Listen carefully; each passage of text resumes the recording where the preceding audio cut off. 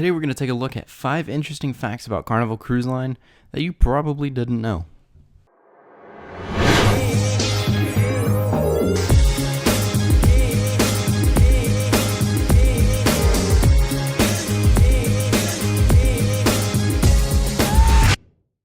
Welcome back to another video. If you're new to this channel and you like cruise news, cruise vlogs, and ship tours, make sure you click that subscribe button down below and ding the notification bell to be notified every time I upload a new video every Monday and Friday. So today we're going to take a look at some interesting things about Carnival Cruise Line that most people probably don't know about. This list could have easily been extended out to 10 fun facts, but we're going to do 5 just for the sake of this video. If you want a part 2 with an additional 5 fun facts, then let me know down in the comments below. Anyways, into our first one.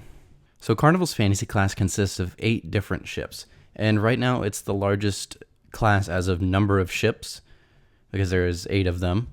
But for our first fun fact, did you know that Carnival Cruise Line originally only ordered 3 of those back in the 80s when they were first ordered? So yes, originally they ordered Fantasy, Ecstasy, and Sensation. As these ships began rolling out in the early 90s, they were extremely popular and they were most successful ships ever, so they continued to order more and more, and now we have 8. Like I said, Carnival's Fantasy class now consists of 8 ships. When it comes to total number of ships in a single class, they are the largest class of ship. Fun fact number 2, did you know that Carnival Splendor was originally ordered for Costa Cruises? Costa Cruise Line is owned by Carnival, and during the construction of their Concordia class ships, during the construction of the 3rd ship in this class, they decided they wanted one of their own. So in came Carnival Splendor. This is why Carnival Splendor is a little bit of an oddball with Carnival Cruise Line, since she's the only one in her class for Carnival. There's no other ships in the entire Carnival fleet like Splendor. And she almost looks like a mix of the Conquest and the Dream class, just a little bit.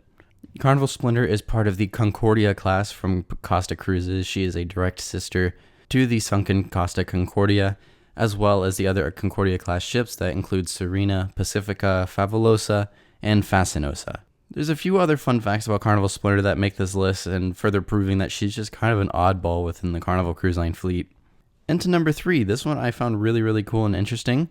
Carnival Conquest and Carnival Glory were originally ordered as Triumph class ships, so they would have been exactly the same as Carnival Victory and Triumph. Right around the time the ships were about to start construction, Carnival asked the shipyard to make them just a little bit bigger, a little bit longer, and we ended up with the Conquest class. We got an extra few feet added on, and we ended up with an extra 10,000 tons added to the ship.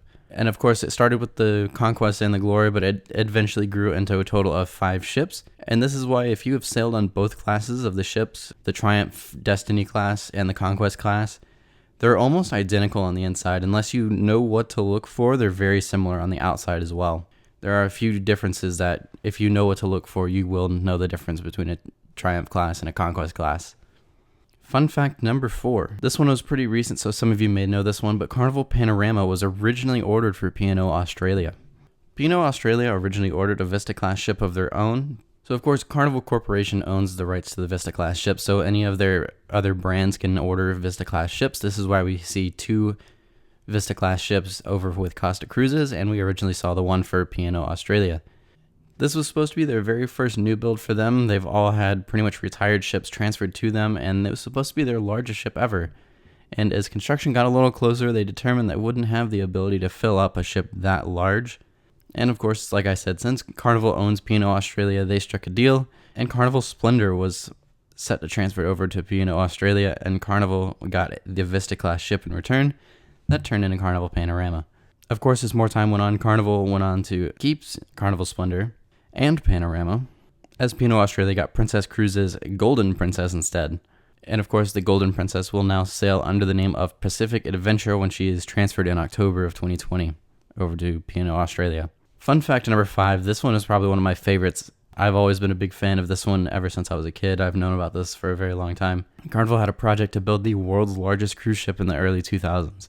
Carnival's famous Pinnacle project was an extremely ambitious project in the early 2000s to build a ship so large that it had its own monorail train system. The ships would have been around 200,000 ton mark and roughly the size of the Oasis class. We'll probably never know the exact size of these ships or whether or not they were larger or smaller than the Oasis class, but they're very similar in size. This project was very, very far along in the development process. There were actually like official blueprints of the ship that actually had layouts with the engines and everything placed in it, all sorts of stuff like that. But as they got closer to ordering those ships, the value of the euro kind of went down, and which made the price tag of this project go up over $1 billion. And at the time, spending over $1 billion on a ship was just completely unheard of.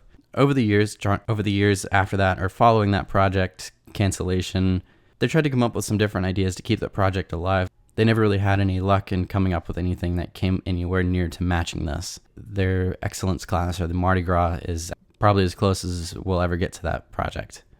But if you look around the Carnival fleet nowadays, especially in the early 2000s ships, especially in the Spirit class, you can see some things that kind of carried over into from the Pinnacle project. The Pinnacle project was supposed to have the glass funnel, kind of like the Spirit class does, and so that idea kind of came over from the Pinnacle project and made its way into the Spirit class. Even the Skyride attraction is kind of a little bit of a stretch, but it is kind of a version of that monorail system that they had, except it's just a little bike ride. So it's nowhere near what it was originally planned to be, but Skyride is pretty close, or about as close as we're going to get to seeing that monorail system, at least anytime soon. Instead of this Pinnacle project, they opted for more Conquest class ships, which were already proven to be very successful and very cheap to make. They just didn't have price tags of over $1 billion, so they were less risky. When I say cheap, it was just a lot less risk that they were taking by ordering those smaller ships.